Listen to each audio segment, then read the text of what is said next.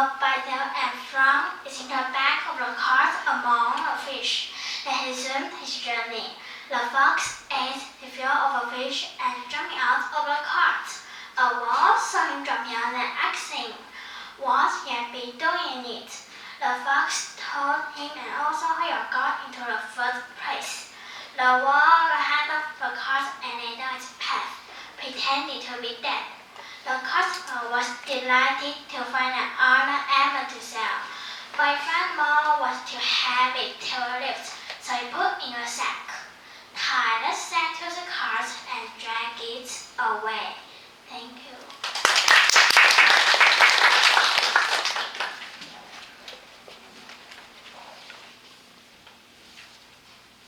Have you ever heard the saying, a clean planet is a happy planet?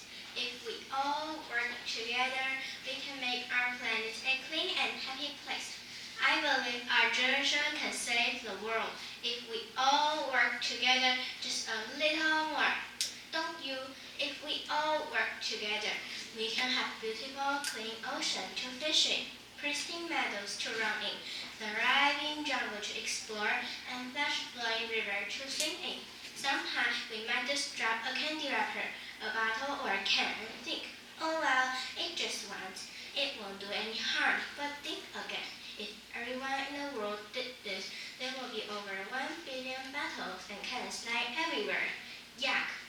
Sadly, many kinds of animals that once arrived have already gone. American Indians say we should think 7 generations ahead.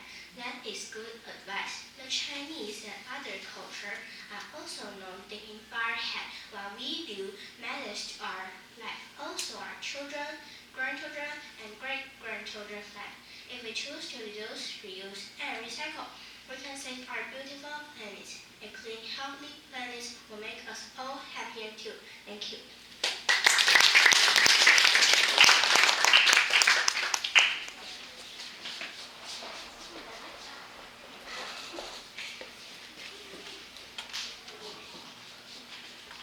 There lived a farmer in a village who had 5 sons. They were all idlers and never helped their fathers. They always quarreled among themselves. The father was very much sad and worried about his sons. He tried his level best to mend their habits, but all in vain. One day he felt very ill and knew he did not have much time left. He called all 5 sons together and asked them to sit down and listen to him carefully. The old father said, "My dear sons, I am weak and ill. I may die at any moment.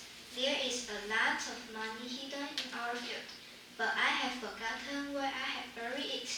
Dig that treasure out after my death."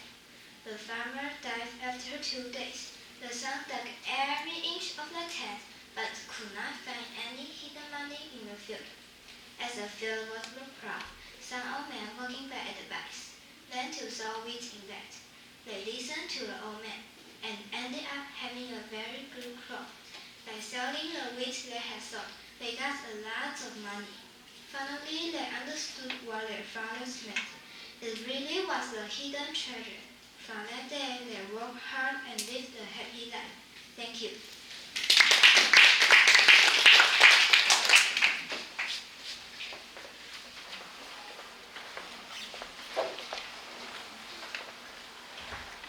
In a sunny village, the crazy boy named Timmy.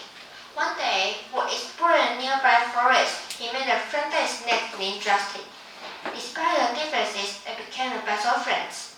Timmy and Justin spent the days playing hide and seek, telling stories, and going on adventures.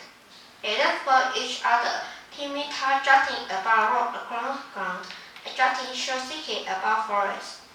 People in the village were proud to celebrate as their friends. But Timmy and Justin didn't care what people thought.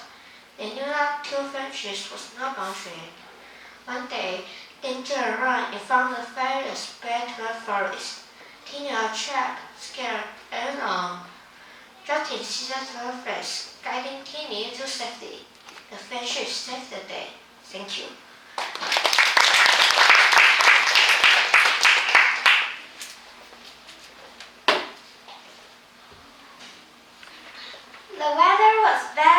cold. Snow was falling. Thomas Andrews, however, had to walk home from work. It will be warmer, he thought, if I wear my coat backwards. He stopped walking for a moment, took off his coat, and put it on backwards. That's much better, he thought. A few moments later, a car hit him. The driver of the car had not seen him soon enough. Soon, the police car arrived. The policeman ran to look at Mr. Andrews, who was lying on the ground. He's dead, the policeman said. There's no doubt. I don't understand it, the driver of the car said. As soon as I hit him, I ran to help him. He was lying in the road, but he was breathing and there was no blood. Did you touch him? The policeman said. Yes, the driver of the car said, but only to turn his head around the right way. Thank you.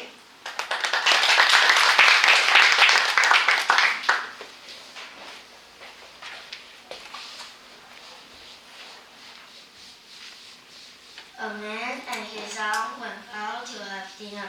While the man was having soup, his son wanted to talk to his father. However, the rule of eating meals in his family is you are not allowed to talk when you are eating.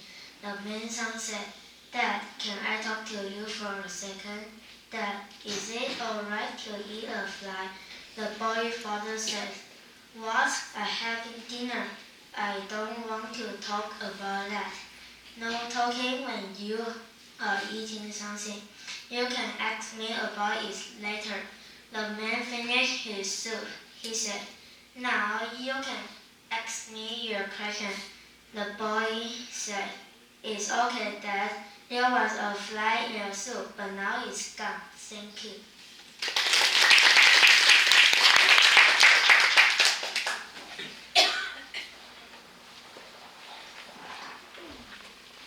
Gratitude is like a magical power.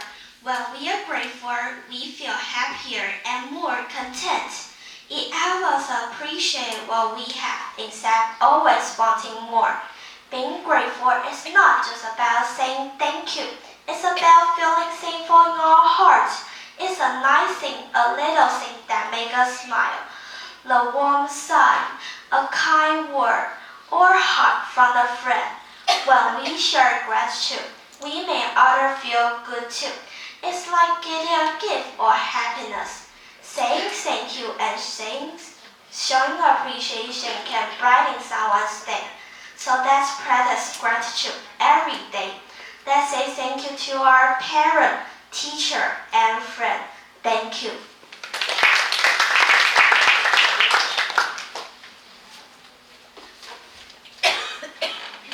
Patty, Amy, Cindy, and I were staying in a hotel. The hotel had 600 floors. Its elevator was out of order. I said we'll take the stairs, but first, Patty will tell jokes for 1 hour. In the second hour, Amy can tell us a happy story. In the third hour, Cindy can tell us some inspirational story. We took the stairs. Patty told us lots of jokes. Amy told us a warm story. Cindy told us lots of inspirational stories. We're out of breath. Patty said, Okay, Abby, it's your turn to tell us a sad story. I said, I have a sad story. I forgot the keys downstairs. Thank you.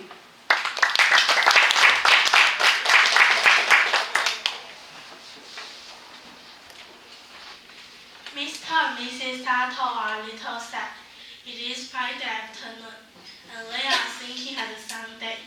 Sunday afternoon is family time in Japan. The Sato's daughter, son-in-law, and 2 grandchildren aren't going to visit them on Sunday. Their daughter and son-in-law both work full-time, and they are too busy. Mrs. Sato picked up the telephone and called the company in Tokyo. Hello, Messrs. Hello, Mrs. Sato says. I would like to rent a family.